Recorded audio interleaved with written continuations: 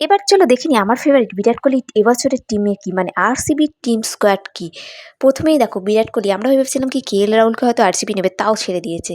প্রথমে নিয়েছে Philip salt, যে কেকেআরকে আগের বছর জেতাতে ভীষণ সাহায্য করেছিল। এবারে খেলছে আরসিবির জায়গায় কেকেআরে, হয়তো ওপেন হিসাবেই করবে। তারপর চলে আসছে বিরাট কোহলি, তিনি ক্যাপ্টেন হতেও পারে আবার নাও হতে পারে।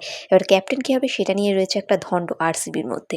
তারপরে রজত পাতিদার, এ কিন্তু দারুণ খেলে, একে নিয়েছে ঠিক আছে, একটা কম বাজেটের মধ্যে নিয়ে নিয়েছে। এবার চলে আসছি দেবদল পাটিগাল, এও কিন্তু ভালো খেলে, অ্যাজ দ্য 3-4 নম্বরে ব্যাট করার জন্য আরসিবির ক্ষেত্রে কিন্তু পারফেক্ট আছে।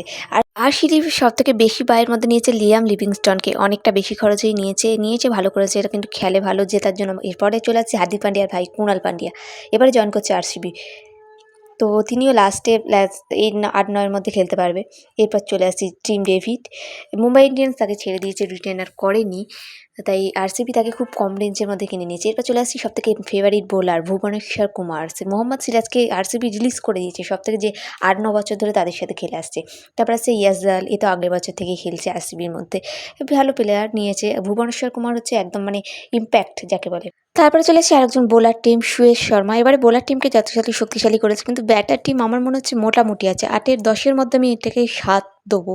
কেন ব্যাটার অতটা মনে হচ্ছে না আমার কম্পিটিশন এবারে ট্রফি জিতবে বলে।